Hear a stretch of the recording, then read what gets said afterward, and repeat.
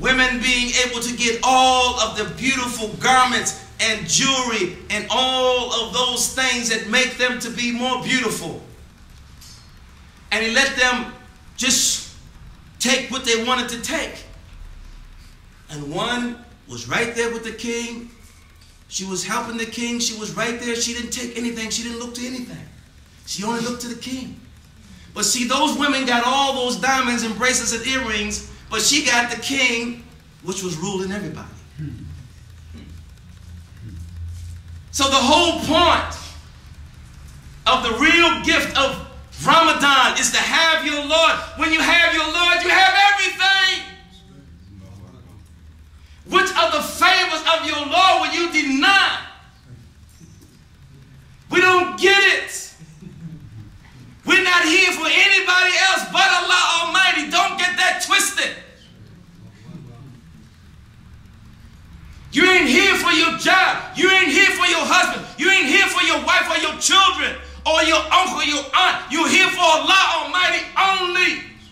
He sends those things to help us to reach our targets, our destinations. And he makes them good for us. So we need to appreciate Allah Almighty and show gratitude, giving us more fuel and more power to reach our target, which is Allah Almighty. We don't understand. I don't feel like fasting. It's just a small step toward reaching our Lord.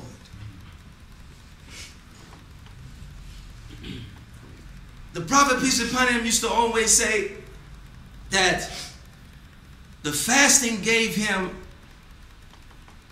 the ability of reaching to spiritual poverty. And so all the Muslims, you hear, the scholars, well, the Prophet said that fasting or poverty was his mantle. So all the Muslims, not all the Muslims, but a lot of them, they think that poverty is okay. They can get on welfare. They can get many wives and get on welfare. And that's a blessing. That's a mercy. Shaitan loves that kind of thinking because they will never grow up to be threats to Shaitan.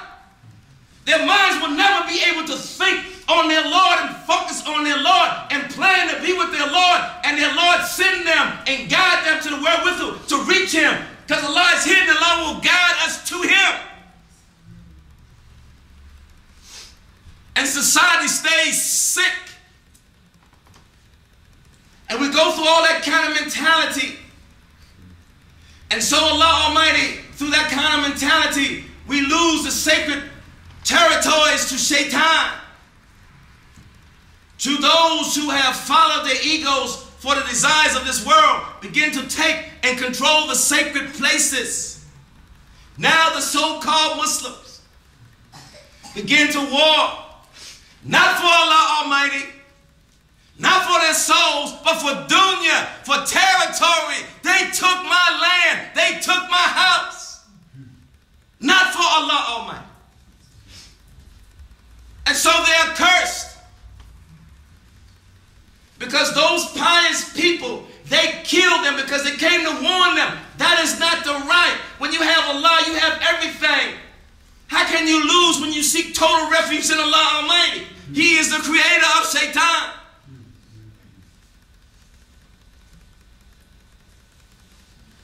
And yet our thinking is so unblessed. We are in need of more blessings. More blessings.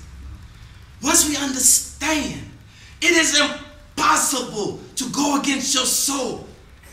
It's like having on a white suit and you go out and you know that there's somebody in the car coming down. You jump back so that they can't splash anything on your white outfit. You watch how you eat with a napkin up here or somewhere so you won't get anything on your white suit or on your white garment. You guard it. And you watch those things that's going to soil it. But we don't watch our souls like that. We let people throw mud on our souls. We do all kinds of abominations. We lie, we backbite, we talk nonsense always. Never tiring of talking nonsense. Spreading ignorance. Eating bad foods. Neglecting our worship. That's why Ramadan people say, well, I need Ramadan. Allah, please let me have with it. Let they see the new moon until they start fasting. But you know what? There ain't no days off when you fasting. Holidays, weekends, you got to be fasting. And I know the sisters be, everybody else, they be stretching and say, wait a minute, it's the regular 5 to 4 to 5 days. Well, 8 days. I ain't straight yet. That's human. And you don't think if Allah didn't have a sense of humor, He would never have created us. So that's all good. But Allah loves us. And we have fun with learning. And we look at that and we laugh. We say, you know what? Yeah, I know. I be hiding. I be looking and say, wait a minute, how much more time left for the fast? And we just, you know, when we lived in Egypt, it was so funny. When they called it down, all you could hear was plates. When they put this fast on Ramadan, all you could hear was plates. That's all you heard. So we are human. Alhamdulillah, Allah brought us here like that. But that's our test. To be raised by that part of us that's not human.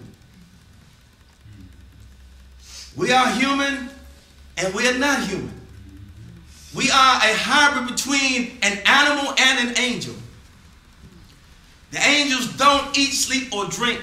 All they do is remember Allah Almighty, and they get power. Their power comes from remembering Allah Almighty, zikrullah. That's how they get their power. But Allah Almighty told them to bow down to Adam alayhi salam. And He told them to bow down to all of His prophets. And they have to bow down to all of those who inheritors of the prophets when they are in accordance with their true nature. When they have divorced themselves from this world. A friendly divorce. Whereas they still are in the world, but they're not of the world. Now their whole point is to work on bringing the world in submission. By first of all bringing our egos in submission. Because our ego is a true the true agent of Shaitan. It was created like that. When Allah told it to come forward, it went backwards. He told it to go backwards, it came forward. You have to remember this. He put it in a cold temperature for 1,000 years. It still came out and said, Allah said, who am I? He says, I am me and you are you. What is more rebellious than that?